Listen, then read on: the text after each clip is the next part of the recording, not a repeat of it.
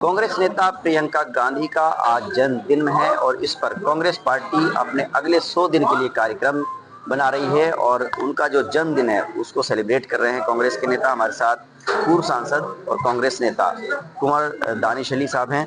Sir, ये बताइए, आज से अगले 100 दिन तक कांग्रेस का क्या प्लान है, क्या कार्यक्रम रहने वाले हैं, इस पर थोड़ा बताइए। देखिए, अगले 100 दिन में हम लोग संविधान संवाद महापंचायतें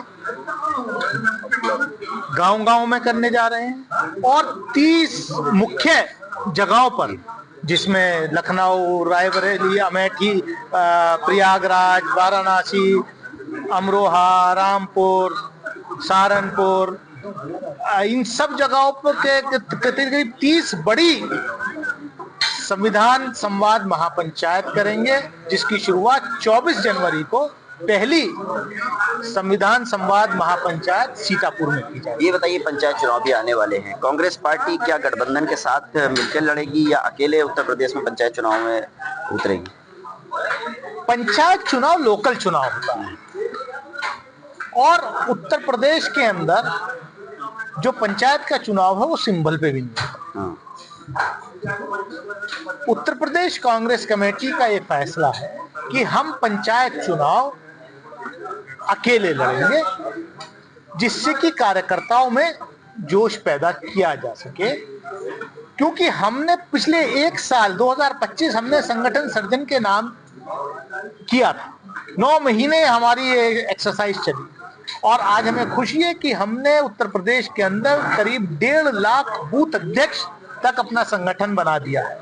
चुनाव आयोग ने जो वेबसाइट पे अपनी वेबसाइट पे जो दिखाया है, आंकड़े दिए हैं, कांग्रेस पार्टी ने करीब 1 लाख बीएलए नियुक्त किए। हमारे बीएलए ग्राउंड पर काम कर रहे हैं। एसआईआर में जो गड़बड़ी करने की कोशिश भाजपा कर रही है, उस पर एक सजग प्रहरी के रूप में हम लोग खड़े हैं। हमारे साथ चंदौली से समाजवादी पार्टी के सांसद हैं वीरेंद्र सिंह। उन्होंने कहा कि भगवान राम की मदद पीडीए परिवार ने की थी, जब वो मैया सीता को लेने के लिए श्रीलंका पर उन्होंने चढ़ाई की थी। तो उन्होंने कहा कि उनकी हमने मदद की थी और राम जो है उस पीडीए परिवार के और समाजवादी विचारधारा के।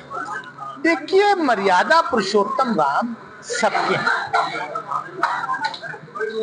भाजपा की जागीर नहीं है। अल्लामा इकबाल ने एक शेर में कहा था, मर्यादा पुरुषोत्तम राम को इमाम हिंद। तो मतलब भाजपा जो है अपनी राजनीति के लिए संकीर्ण सोच को मर्यादा पुरुषोत्तम राम को भी केवल एक जगह बिठा देना चाहते हैं। मर्यादा पुरुषोत्तम राम एक बड़ा उनका, तो उनको किसी पार्टी, किसी एक उसके साथ जोड़ना, उनके व्यक्तित्व को, उनके उस कद को कम करना। सुप्रीम कोर्ट ने आज केंद्र सरकार को नोटिस जारी किया है। जो 2023 में कानून बना था, जो चुनाव आयुक्त हैं उनको ये प्रोटेक्ट किया गया था कि आजीवन उन पर कोई केस नहीं चल सकता, इसका विरोध हो रहा था, तो अब नोटिस जारी हो गया। देखिए, ये देश में पहली बार कि चुनाव आयोग की नियुक्ति पर जब सवाल खड़े हुए, लोग सुप्रीम कोर्ट गए, तो सुप्रीम कोर्ट ने एक फैसला सुनाया कि चुनाव आयोग की नियुक्ति के लिए प्रधानमंत्री, नेता विपक्ष और सुप्रीम कोर्ट के चीफ जस्टिस, ये 3 लोगों की कमेटी होगी और वो तय करेगी कौन चुनाव आयुक्त बनेगा। लेकिन मोदी सरकार ने को इस देश के सुप्रीम कोर्ट के मुख्य न्यायाधीश पर यकीन नहीं था, इसलिए उन्होंने बिल लाए, कानून बनाया और सुप्रीम कोर्ट के मुख्य न्यायाधीश को उस प्रक्रिया से बाहर किया। केवल इतना ही नहीं किया, क्योंकि वोट चोरी ये लगातार कर रहे हैं और ये अपने मंसूबों में कामयाब नहीं हो रहे थे, तो इन्होंने पहले तो सुप्रीम कोर्ट के चीफ जस्टिस को बाहर किया, फिर कमेटी बनाई कि प्रधानमंत्री, उनके एक मंत्री गृह मंत्री और लीडर ऑफ अपोजिशन, तो 2:1 हो गया। तो जिसको चाहे उसको बना लेंगे हैंडपिक, वो बनाए। जैसे कि ज्ञानेश गुप्ता बने हुए हैं, बीजेपी के एजेंट के तौर पर चुनाव आयोग काम कर, और उसी में चुपके से जोड़ दिया गया। और ये पहली बार इतना अहम अमेंडमेंट था क्योंकि मैं उस सदन का सदस्य था। विपक्ष के सांसदों को बाहर कर दिया गया, शोर शराबे में बिना किसी बहस के बिल पास करा लिया गया, कानून बना दिया गया कि जो चुनाव आयुक्त रहते हुए कुछ भी काम करेगा उसके ऊपर कोई कार्रवाई, कोई मुकदमा नहीं हो सकता। ऐसी इम्यूनिटी देने का काम मोदी सरकार ने किया। ऐसी इम्यूनिटी तो इस देश के राष्ट्रपति को नहीं है, इस देश के सेनाध्यक्ष को नहीं है, इस देश के प्रधानमंत्री, किसी को नहीं है इस देश में।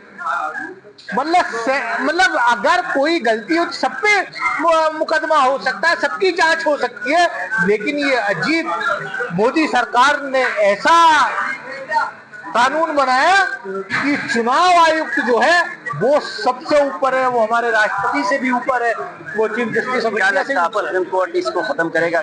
जिस तरह से नोटिस तो जारी हो गए हैं आगे। ये वेलकम मूव है, ये स्वागत योग्य मूव है सुप्रीम कोर्ट का कि उन्होंने नोटिस जारी किया। देश में बहस होनी चाहिए।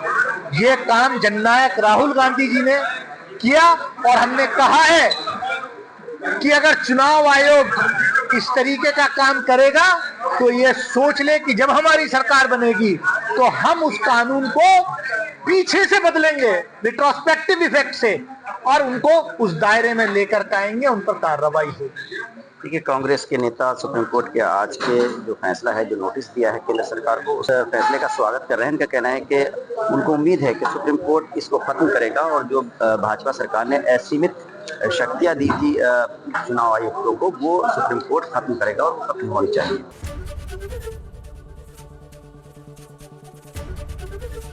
एबीपी गंगा, खबर आपकी, जुबान आपकी।